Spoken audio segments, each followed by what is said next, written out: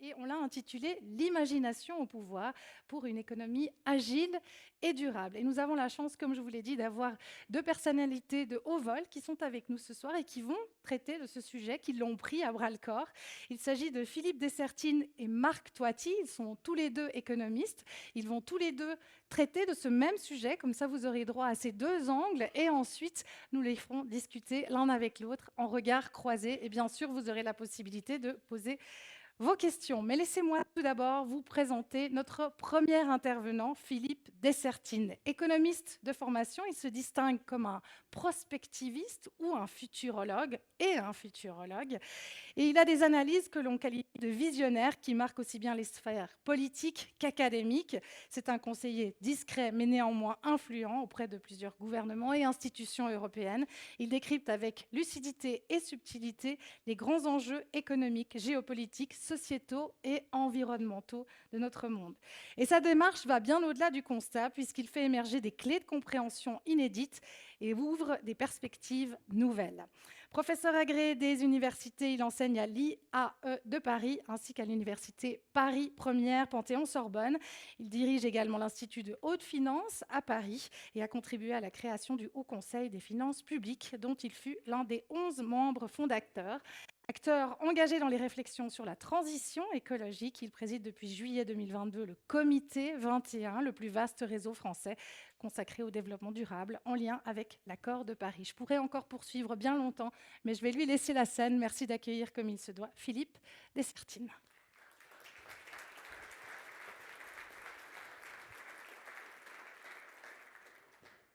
Bienvenue. Bonjour à toutes et tous. Vraiment, merci infiniment de cette invitation.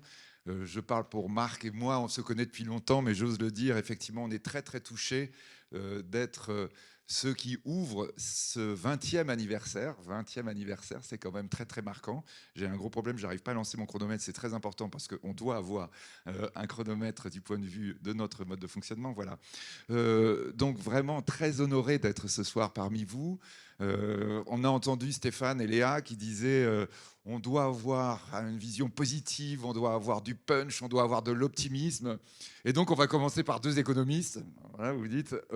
Donc, il faut qu'on parle d'économie pour que vous soyez en pleine forme. Alors, on va effectivement relever le défi en disant on peut parler d'économie positivement tout en étant, on va essayer quand même de l'être. Enfin, je sais que Marc le sera, je vais essayer de l'être aussi, d'être le plus lucide possible sur la situation actuelle, qui n'est pas, on va dire, totalement exaltante partout où on se trouve dans le monde. Mais nous sommes ici à Glion, et donc à Glion, on va dire que d'abord, c'est fabuleux ici.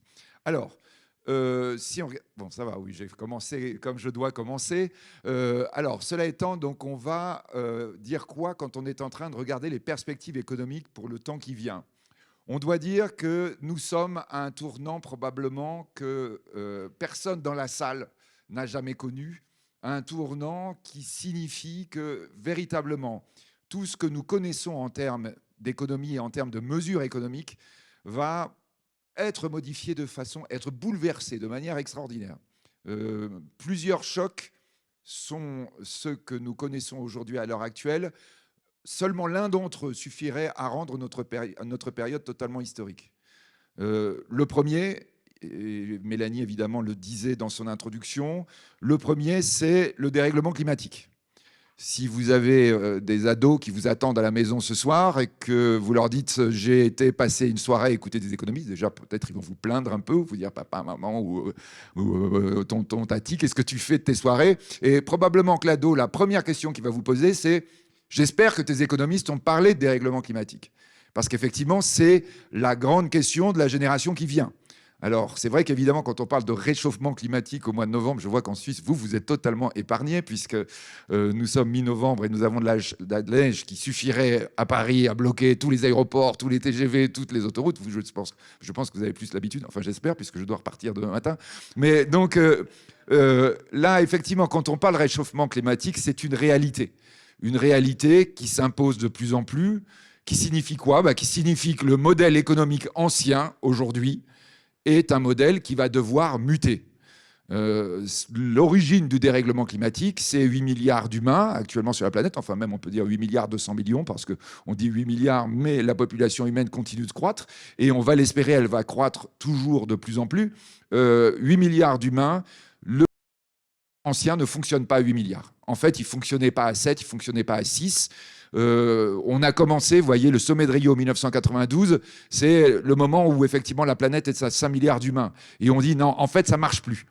Donc ça veut dire quoi en termes de vision de l'humanité sur un long terme? C'est que l'humanité, qui a une sorte de sagesse immanente, comprend qu'il faut qu'elle change de modèle. Le modèle économique doit changer. En fait, il change sous nos yeux. C'est un très beau lapsus aussi, comme Stéphane tout à l'heure, puisque vous allez voir sur mon deuxième point. Il change sous nos yeux. Il change sous nos yeux. Et cela, ça veut dire quoi? Ça veut dire d'abord, évidemment, que l'économie de demain n'aura plus rien à voir avec l'économie d'hier. Ça veut dire aussi que les valeurs économiques sont en train de changer très profondément. C'est ça que ça veut dire quand on change de modèle. Vous voyez, quand on a changé de modèle dans le passé, il n'y a pas eu tant de fois que ça s'est produit dans l'histoire. Quand la force du moteur remplace la force animale, quelqu'un qui était maréchal ferrant, qui avait un commerce extraordinaire qui valait très cher, tout d'un coup vaut plus grand-chose par rapport au garagiste. C'est ça que ça veut dire. Ça veut dire que vous aviez des repères économiques qui semblaient des repères immémoriaux qui dureraient pour toujours, d'un seul coup d'un seul. Ils sont complètement bouleversés. Donc le changement de modèle signifie ça.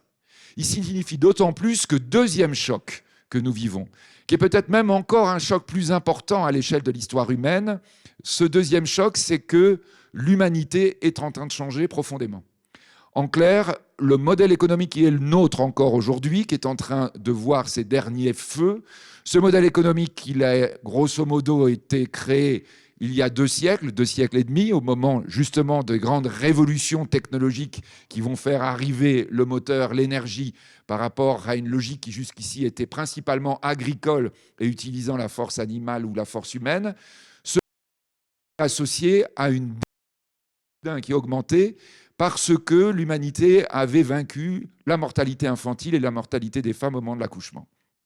On avait un problème à gérer du point de vue humain. Il fallait produire beaucoup plus, il fallait produire différemment, et le génie humain va proposer un modèle adapté à cette humanité en croissance. L'humanité d'aujourd'hui est confrontée à une évolution radicalement différente. Elle augmente toujours et elle augmente de plus en plus, mais beaucoup plus par la fin, FIN, que par le début. En clair, l'humanité vieillit.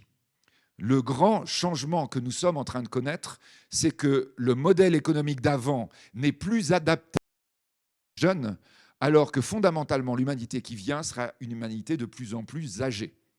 Et si vous avez plus de 22 ans dans la salle, je regarde en moyenne, en moyenne, vous avez à peu près plus de 22 ans dans la salle, on considère tous que c'est une excellente nouvelle, en disant on espère même qu'on aura une humanité de plus en plus âgée et que ça va me concerner.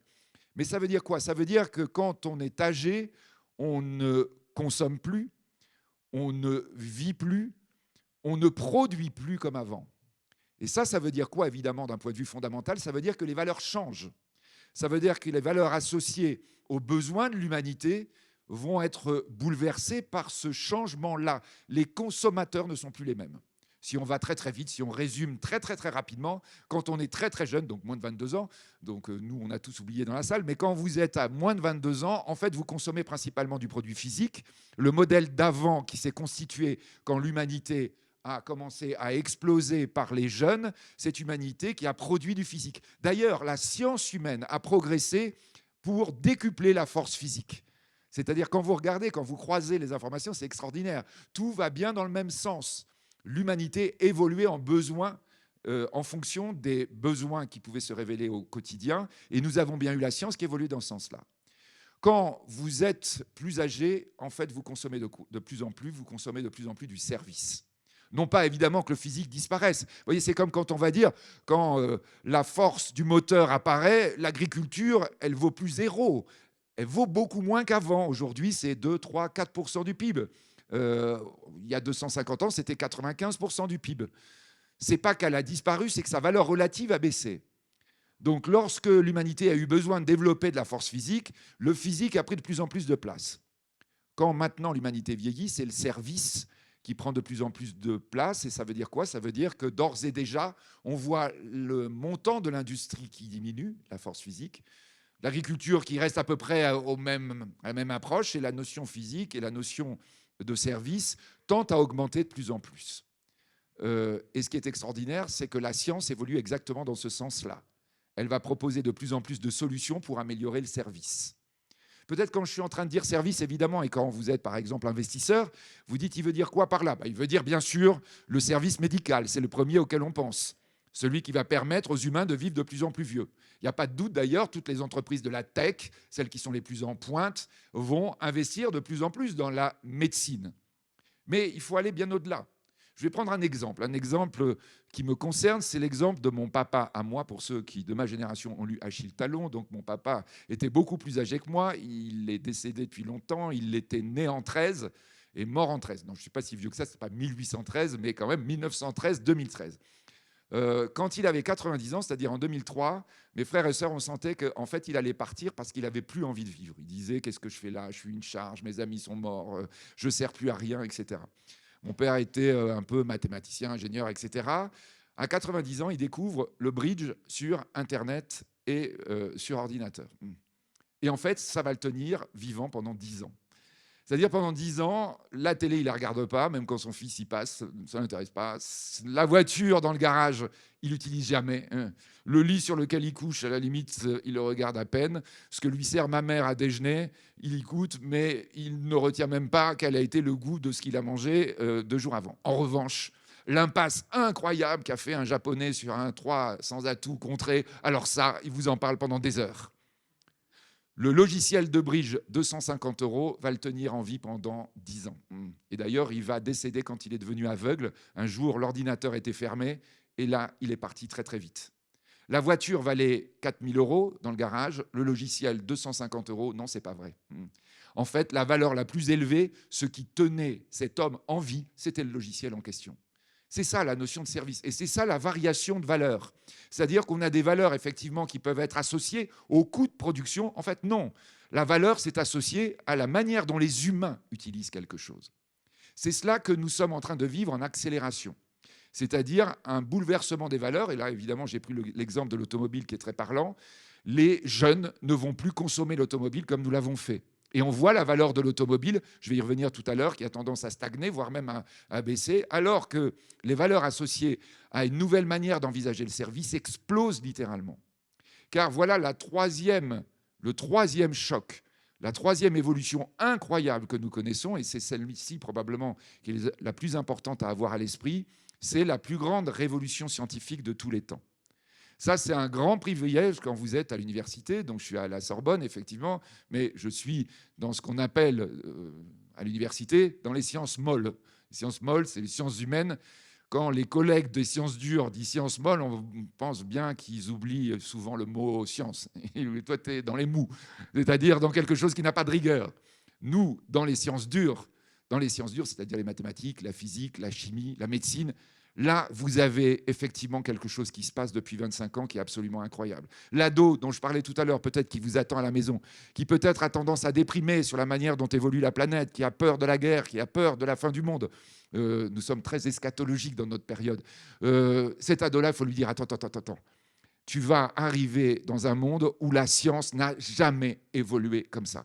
Grosso modo, le redémarrage de la science, c'est il y a 25 ans, un peu plus de 25 ans, même 1997, c'est la première fois qu'apparaît dans une revue scientifique le mot « big data », la révolution des mathématiques. La révolution des mathématiques va irriguer toutes les sciences depuis 25 ans et va faire que dans chaque science, surtout dans les sciences dures, mais même dans les sciences molles comme l'économie, où vous savez, on reprend par exemple les calculs qui avaient été faits par des économistes qui avaient le prix Nobel depuis quelques années, et on se rend compte que les calculs étaient faux. Parce que les nouveaux outils mathématiques, effectivement, permettent d'avoir une appréhension beaucoup plus précise, beaucoup plus fine de tout ce qu'on avait vu jusque-là. Toutes les sciences irriguées par les sciences mathématiques vont aujourd'hui évoluer de manière prodigieuse.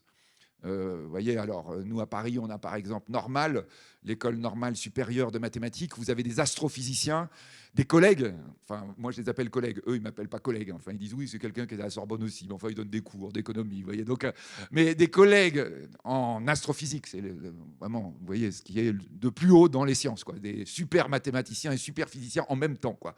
Ils vous disent, tu te rends compte ce qui se passe? L'humanité est en train de changer, on a découvert des exoplanètes. Alors là, vous sentez l'émotion, évidemment. Vous êtes avec. Ah oui, je sens effectivement qu'il se passe quelque chose. Enfin, tu vois, en économie, je ne suis pas sûr que ça aura vite des conséquences. Mais donc, il m'a dit, mais si c'est la vision, le savoir humain qui est en train de changer, on fait un bond qu'on n'avait pas connu depuis 2000 ans. Alors, je dis, ah oui, quand même, oui, c'est important. Et qu'est-ce qui s'est passé? Alors là, vous avez effectivement le gars qui a lu Tintin, quoi. Tu as nettoyé ton télescope. Enfin, et là, évidemment, ils disent, mais non, imbécile. Ça, voilà, ce qu'ils pensent vraiment des sciences molles. Imbécile. Nous avons maintenant des big data qui nous permettent d'analyser les données. Et ce qu'on ne voyait pas jusque-là, maintenant on arrive à le décrypter. Et vous dites, ah oui, il se passe quelque chose. Bon, je laisse mes astrophysiciens là où ils sont. Quand j'ai des médecins qui commencent à me dire, mais tu te rends compte qu'avec aujourd'hui les big data appliqués à la génétique, nous commençons à vacciner contre le cancer. Là, je n'ai pas besoin qu'ils me fassent un dessin, je comprends qu'on est en train d'avancer à pas de géant. Et dans toutes les sciences, nous avons ces évolutions prodigieuses depuis 25 ans que nous n'avons pas connues jusque-là. Si peut-être vous devez être convaincu, j'essaie de bien regarder mon chronomètre parce qu'il faut que je laisse après Marc vous parler sur les visions encore plus macroéconomiques. Lorsque vous êtes en train de regarder ce que je suis en train de dire, ça veut dire quoi? Ça veut dire que nous, toute notre génération, en fait, n'ont pas connu les bouleversements scientifiques que vont connaître les générations qui viennent et que nous commençons à connaître. Si je vais vite, je vais dire que la révolution scientifique commence il y a 25 ans, c'est-à-dire en 2000. En fait, nous, de 1950 à 2000, il ne se passe rien en matière scientifique. Nous sommes les générations de la stagnation scientifique, les grands bouleversements en 1750, 1950, puis rien pendant 50 ans. C'est normal, quand vous faites l'histoire des sciences, ça se passe tout le temps comme ça. C'est-à-dire il y a des moments où les chercheurs trouvent et il y a des moments où les chercheurs cherchent, mais ils ne trouvent plus. Nous, pendant 50 ans, grosso modo, on ne trouvait plus grand-chose. Les quelques éléments qu'on trouvait, souvent, ils avaient été inventés en fait avant 1950. Si vous dites l'ordinateur, quand même, Internet. Non, c'est 1920, 1930. Il y a eu une inertie forte de la science. Mais nous, nos générations, n'avaient pas connu ça. Juste, j'essaie de vous démontrer ça. En matière économique, c'est très parlant. C'est-à-dire, vous voyez, avant la Seconde Guerre mondiale, à la tête des entreprises, en matière économique, vous aviez qui à la tête des entreprises?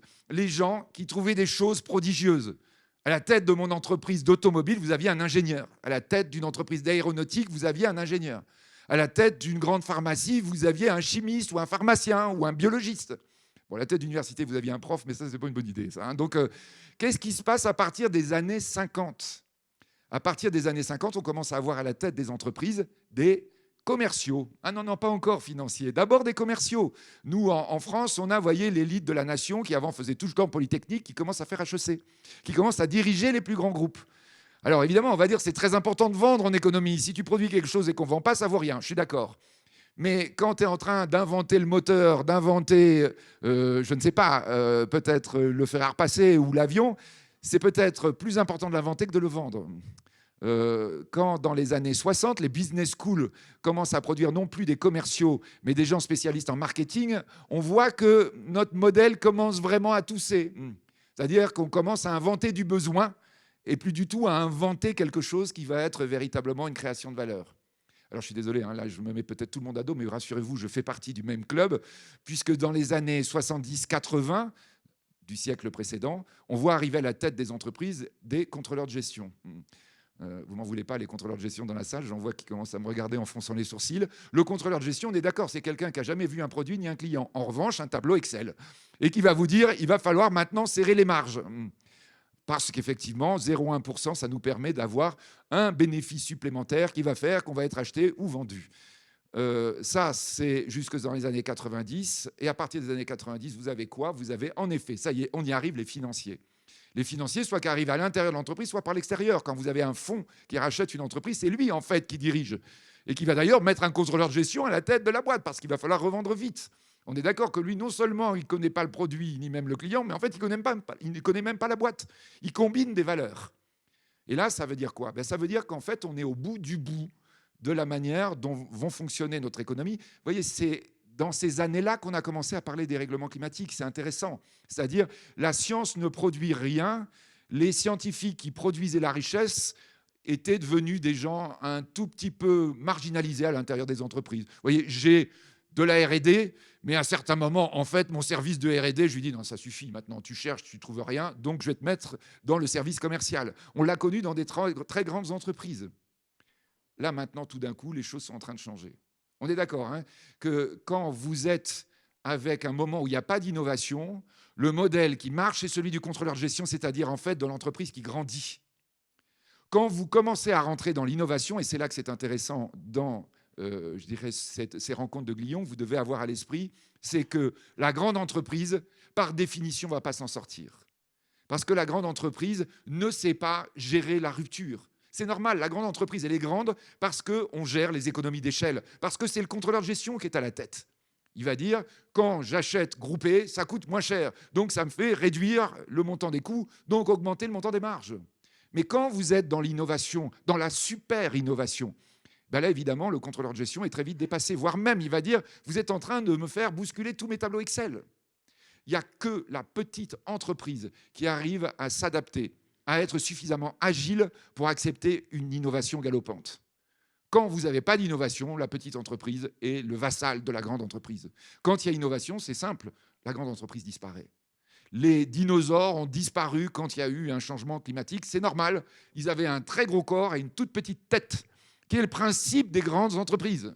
J'ai un énorme truc avec quelqu'un qui réfléchit mais qui a du mal à faire bouger le dinosaure en lui disant « dépêche-toi de bouger parce qu'il va faire froid ». Donc là, nous sommes dans un moment où les petites entreprises redeviennent les entreprises dans lesquelles il faut investir, qui vont d'ailleurs connaître en général des tragédies, c'est-à-dire qu'elles sont petites. Elles vont grossir d'un seul coup parce que, évidemment, elles sont dans l'innovation. Vous voyez, une, par exemple, OpenAI, qui a inventé ChatGPT. OpenAI, il y a 3 ans, valait 0. Il y a 3 ans, je sais ce que c'est un centre de recherche, j'en dirige un. Donc, ça veut dire que vous n'avez que des charges. En général, vous ne gagnez rien. Donc, ils étaient en déficit. Vous me direz, ils ne gagnent toujours rien. Sauf qu'effectivement, quand ils ont commencé à trouver ChatGPT, ils ont pesé 80 milliards après un an, 80 milliards après un an, 150 milliards après 2 ans, et aujourd'hui, après 3 ans et demi, ils sont évalués à peu près à 550 milliards. Ils ne sont pas cotés, va me dire Marc, mais quand même, s'ils sont vendus 550 milliards, il y a quelqu'un qui paiera. Donc ça veut dire qu'ils sont en train de devenir gros, ça veut dire qu'ils sont en train, en réalité, de casser leur capacité d'innover. C'est intéressant parce que c'est exactement ce qu'on voit à l'intérieur de l'entreprise. Elle a déjà eu des crises de gouvernance, elle n'arrive pas à gérer l'évolution de la science tellement l'évolution va vite. Alors je dis au passage quand même 550 milliards, il n'y a pas une entreprise européenne qui vaut 550 milliards. Parce que ça nous amène effectivement à la question suivante en disant, oui mais la science qui doit communiquer à l'économie, est-ce que ça se passe bien en Europe ? Alors normalement, ça devrait. Normalement, ça devrait parce qu'en Europe, on a ce qui est nécessaire pour pouvoir faire de la science, c'est-à-dire des cerveaux. Vous me direz, il suffit d'un humain pour avoir un cerveau, mais un humain bien formé. Et donc là, en Europe, il n'y a aucun doute. On a non seulement plein d'humains bien formés, faites attention à la télé parce que vous merci. Vous avez tellement d'humains bien formés et en plus connectés entre eux. Parce que ce qui est très important quand on est en train de travailler dans la data, c'est la manière dont vous avez relié la data, je dirais, d'une production de données à une autre. En Europe, ce qui est fabuleux, c'est que vous avez plein de gens qui travaillent sur plein de sujets différents et qui sont parmi les meilleurs du monde et qui sont très proches les uns des autres. Donc, normalement, on devrait y être dans la révolution technologique.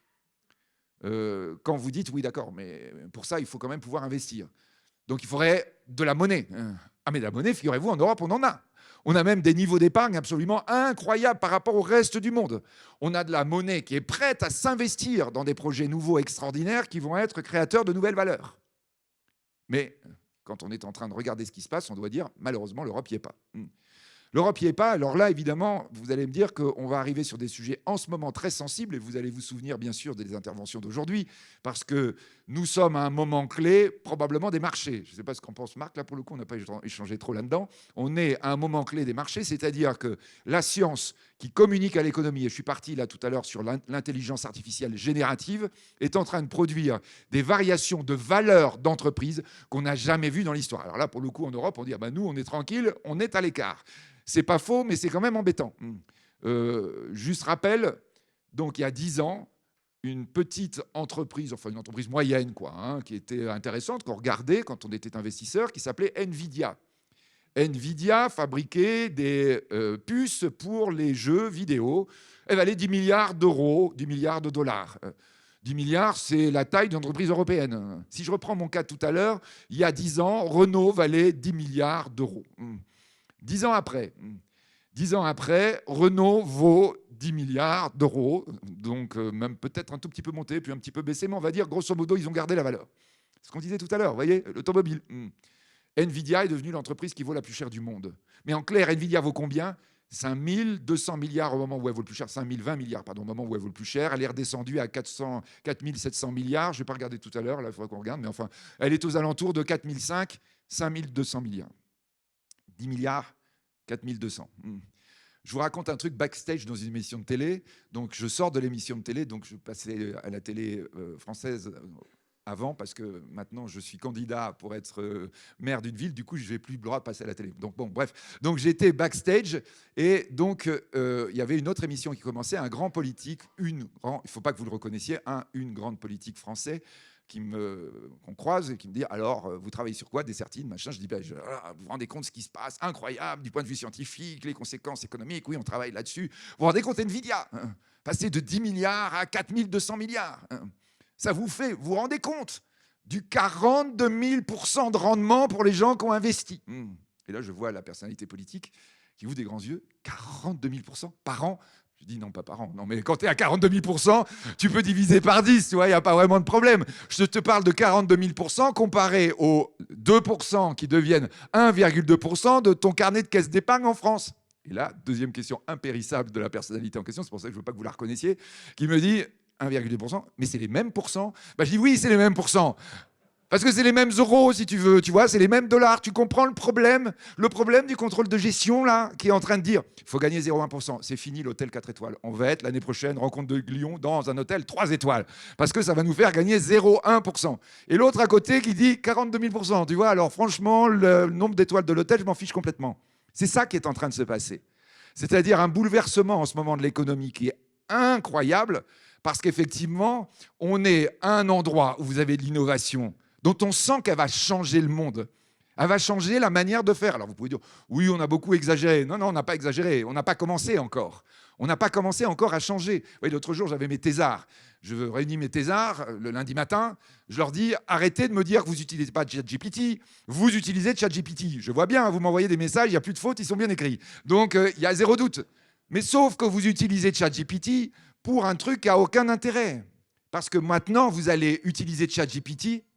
Ah, mais j'ai même mis un truc pour me dire, pour m'avertir qu'il fallait bientôt que je m'arrête. Mais c'est pas fait exprès. Hein. Bah oui, mais si, non, mais on est très très bien coordonnés avec Marc. Donc effectivement, en disant, vous devez utiliser ChatGPT pour la vraie création de valeur que ça va représenter. En clair, quand vous faites une thèse, vous avez 3 ans, pour lesquels je les paye parce que je vais chercher de l'argent pour payer mes thésards. Et je dis, pendant 1 an et demi, normalement, tu fais de la recherche pour regarder la bibliographie, regarder les différents protocoles de recherche qui ont été faits ailleurs. Tu vas rencontrer des autres chercheurs. 1 an et demi, quoi. Je les paye à ça, normalement, mais ils bossent vraiment. Mais ils arrivent en disant, bon, maintenant, je vais pouvoir commencer à bosser. Je leur dis, tu prends de ChatGPT, tu le fais en 10 minutes. 10 minutes chrono, tu gagnes 1 an et demi. Vous voyez bien ce que ça veut dire, hein. Ça ne veut pas dire que je vais les payer qu'1 an et demi. C'est ce que je leur disais d'ailleurs. Je leur disais, vous allez m'utiliser 1 an et demi, ce n'est pas pour gagner 1 an et demi de salaire de thésard. C'est que pendant 3 heures, vous allez... 3 heures, oui d'ailleurs peut-être, mais pendant 3 ans, c'est là que vous allez être inventif. C'est là que vous allez me faire vraiment de la recherche. Vous vous rendez compte de bouleversement, c'est-à-dire que maintenant, je vais payer des thésards pendant 3 ans à faire de la recherche, alors qu'avant, c'était 1 an et demi. C'est énorme le changement. Et ça, c'est partout. C'est partout ça. Et c'est ça qu'est en train de nous dire, évidemment, les variations de valeur absolument incroyables que nous avons du point de vue mondial. Alors attention quand même, parce que je connais bien mon Marc, il va me dire, oh, et n'oublie pas, le 20 janvier, on s'en souvient, c'était le jour de l'intronisation de Donald Trump. Les Chinois sont taquins, c'est le jour où ils font sortir DeepSeek, qui est, vous le savez, le grand concurrent de ChatGPT. Ce jour-là, Nvidia perd 575 milliards dans la journée. Vous dites en Europe, au moins on est tranquille, on n'a pas une boîte qui vaut 575 milliards, on ne risque pas de les perdre. Donc effectivement, vous n'avez pas tort, mais ça veut dire effectivement qu'on est avec des profondes variations. Et là, bien sûr, on va dire, est-ce que c'est une bulle? Qu'est-ce qui se passe? Et là, peut-être, je vous parle, pour terminer, du 4e choc fondamental qu'on est en train de connaître et qui est intéressant par rapport à ce que vous vivez dans vos entreprises et ce que vous allez vivre dans les 20 ans qui viennent. Le 4e choc, c'est le grand changement en termes, on va dire, d'évolution de la géopolitique mondiale, les vieux grands pays riches vont laisser la place à des jeunes pays pas riches, mais qui vont le devenir. En clair, on est dans le déclin de l'Occident, c'est pas grave, c'est arrivé sans arrêt dans l'histoire. On va avoir un grand changement. La croissance, elle est en Asie.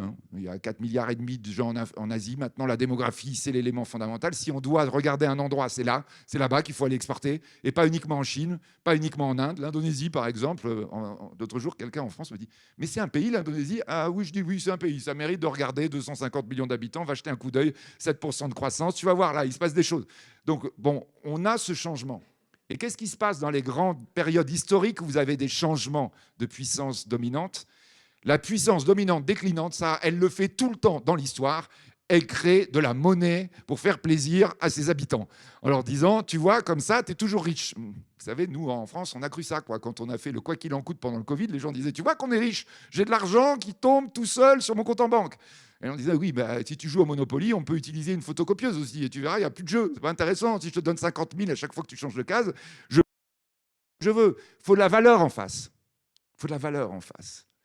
La vraie question qui se pose quand vous êtes en train de regarder le temps qui vient, c'est que nous avons un énorme point d'interrogation par rapport à tous ces changements, celui que se posent tous les financiers. Combien va valoir la monnaie? Combien va valoir $1 dans 20 ans? Quand vous faites les 40 ans des rencontres de Glion et qu'on aura une salle avec pratiquement 500 personnes, ce sera incroyable le succès que vous aurez eu à la suite des conférences de ce soir, où évidemment tout le monde va dire il faut qu'on y aille, parce que là on comprend ce qui va se passer. Combien vaudra €1? Le franc suisse, oui, là, vous le gérez bien, vous, ok, d'accord, mais vous êtes une exception dans le monde. En fait, qu'est-ce qui se passe du point de vue des financiers? De plus en plus, ils sont en train de dire si je ne suis pas sûr de la valeur de la monnaie, j'aimerais être sûr de la valeur que tu crées. Valeur par l'innovation, ça veut dire quoi? Ça veut dire une mesure non monétaire de la création de richesse. De plus en plus, on est dans la représentation de la valeur d'impact. Léa, tout à l'heure, quand vous disiez on va essayer de représenter une manière nouvelle de faire de l'économie, mais aussi de la performance, la finance est en train d'y arriver. Montre-moi quel impact tu as du point de vue de ton activité et je vais comprendre quelle valeur tu vas créer dans 10 ans, dans 15 ans, dans 20 ans. Je ne cherche pas à la traduire d'un point de vue monétaire. Je vois que si objectivement tu es en train de créer de la valeur, dans 15 ans, dans 20 ans, quelle que soit la monnaie qu'on utilisera, même si c'est du bitcoin, même si c'est du dollar ou du franc suisse, en fait, j'aurai une conversion qui représentera la valeur nouvelle. Donc l'élément, à mon avis, très important, très intéressant pour les entreprises telles que vous connaissez, travailler de plus en plus sur une représentation de valeur, représentation de performance associée à l'impact réel, plus que sur la monnaie. De plus en plus, les investisseurs, de toute façon, c'est ça qui financeront. Et donc, à partir de là, ça veut dire que j'ouvre les entretiens en disant on est dans des évolutions incroyables avec une science incroyable, qu'on va créer une valeur extraordinaire et qu'en plus, vous allez avoir plein d'investisseurs qui vont chercher à investir dans vos entreprises. Je crois que c'est pas mal comme début. Je vous remercie de votre attention. Merci. Gardez le micro 2 secondes, Philippe. Quelle verve, quelle fougue. Alors on l'a compris, on est dans un monde qui change drastiquement. Enfin, ceux qui ne l'auraient pas compris en même temps, je ne sais pas où ils vivent, parce que ça impacte tout le monde à tous les niveaux. Et là, on a quand même face à nous des gens qui sont des dirigeants de PME, et on dit toujours aux PME qu'elles doivent être agiles, qu'elles doivent innover, qu'elles doivent trouver des nouvelles solutions. Alors on a entendu 2-3 bonnes nouvelles. Si on est une PME, on est plutôt dans la bonne case. Mais attention, il ne faut pas grandir trop, parce que sinon, ça va devenir dangereux. Mais non, c'est pas grave, vous allez grandir et disparaître. C'est pas grave du tout, ça. Mais non, mais Vous voyez, quand vous avez une solution comme celle-là, il faut que vous ayez du succès. Si vous grandissez pas, ça veut dire que vous osez pas et que vous innovez pas. Mais quand ça va marcher, il va falloir dire très très vite, il faudra muter. Je me souviens de Zuckerberg, patron de Facebook, un jour dans une assemblée comme ça. Honnêtement, il ne doit pas se souvenir de moi parce qu'on était très très nombreux qui nous disaient ma boîte va mourir parce qu'elle innove plus. En fait, elle innove plus. Instagram, c'est une idée géniale, on l'a acheté à 1,2 milliard, mais on l'a pas créé. WhatsApp, c'est une idée géniale, on l'a pas créé. On l'a racheté 23 milliards. Il nous dit pourquoi on est en train de crever, ma boîte est en train de mourir. Bon, vous voyez, c'est pas encore fait, mais lui il le disait déjà. Snapchat, on l'a ni inventé ni acheté. En fait, c'est la fatalité des entreprises qui grandissent. Elles deviennent, il avait utilisé cet exemple, je trouvais intéressant, une étoile géante, vous voyez, qui attire la matière, c'est-à-dire qu'achète, puis un jour qu'explose. C'est pas grave, c'est le cycle de la vie de l'entreprise. C'est le destin des PME. Le destin d'une PME qui fonctionne, c'est devenir très grosse, commencer à devenir un fonds, puis finalement disparaître parce qu'il y a une petite PME qui arrive et qui va être beaucoup plus dynamique. Tout va bien, tout va bien. Et de Quand finir on est- en pluie d'étoiles, c'est pas mal. C'est Je pas garde mal. ça, je On est garde ça. d'accord. Voilà. Merci beaucoup Philippe Dessertine. On va passer la parole à votre collègue.